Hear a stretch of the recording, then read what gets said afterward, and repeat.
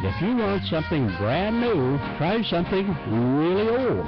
Yes, I do a show called Hear Them Again for the First Time, and I play recordings, many of which are so old that they're brand new to most of our audience. Try CRN 1 Sunday afternoon, 4 to 5 p.m. And that's Pacific time. We have a lot of fun, and it's totally different radio.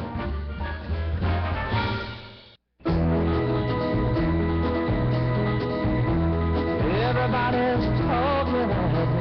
My guest, George Allen, and his book, What Washington Can Learn from the World of Sports. And the website is www.georgeallen.com, I believe. Is that right, George? Yep, you can go there, and you can get the book. You can go to Amazon.com. Bookstores have it. I will be at a book signing in San Pedro on Friday from it's a historic bookstore called Williams. It's been there for 100 years plus. I'll be there from 10 a.m. to about noon on Friday, July the 2nd. Tonight I'll be in Virginia and Old Town Alexandria, but I'm not sure how many listeners you have in Virginia. We are all over the place, so they're all over Virginia, the world. They're probably breaking down the door. Historical Book Club in San Pedro, and that's going to be Friday, July 2nd, 10 to noon. Now, let's, I promised the listeners, tell them about the time. I guess Nixon decided he watched, if I remember this, he was watching the Redskins practice. Right.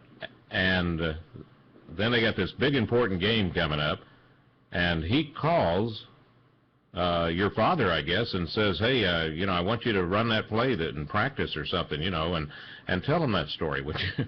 Well, President Nixon and my father were longtime friends. My father coached at Whittier College. Prior to that, Richard Nixon had played football there, and he really followed football very closely. And I tell stories about we went to the White House one time, and my father had an autographed ball. My father was with the Redskins, but previously was with the L.A. Rams, and Nixon remembered that a guy named Tony Guillory, and he remembered he had worn number 88 and attended Lamar Tech, and he had blocked a Donnie Anderson punt in a last-minute dramatic comeback victory over Vince Lombardi's Green Bay Packers. But the fact that Nixon knew who Tony Guillory was and talked about him more than Deacon Jones or Merlin Olsen or Roman Gabriel showed.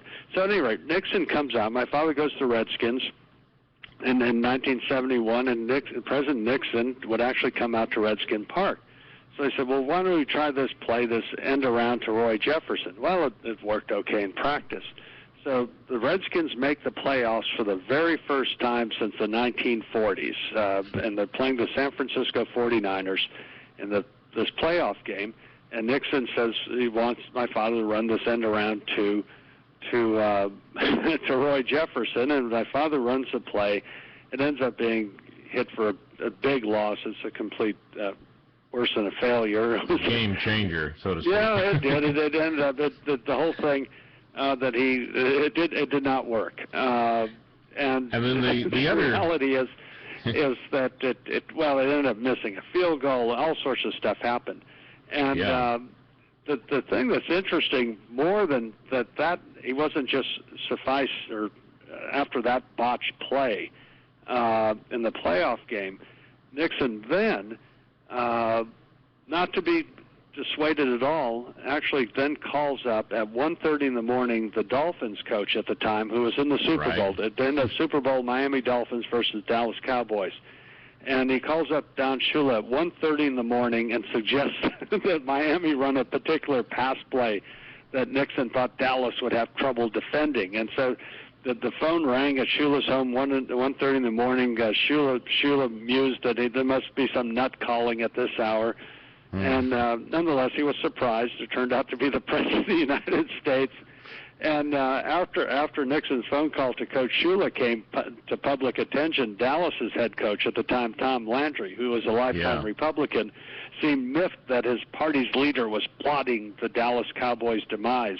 And then LBJ got in on it later, and we're almost out of time. LBJ sent a telegram. My prayers and presence will be with you in New Orleans, although I don't plan to send in any plays. And let me tell you, before we run out of time, on all of this thing with Nixon and his plays, Penn State head coach Joe Petrino on page 8 of your chapter, he says, how could Nixon know so much about football and so little about Watergate?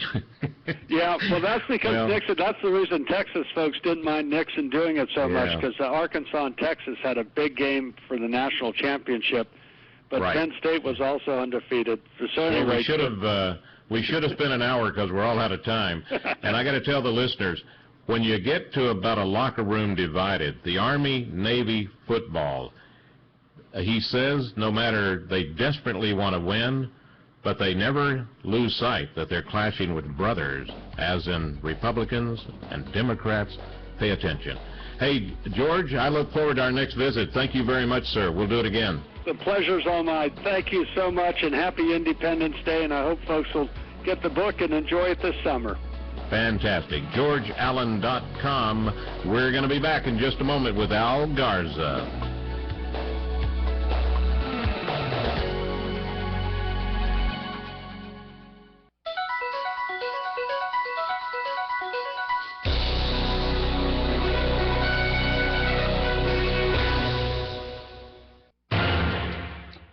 When was the last time someone offered you a second chance to save thousands of dollars? If you owe the IRS or state at least $1,500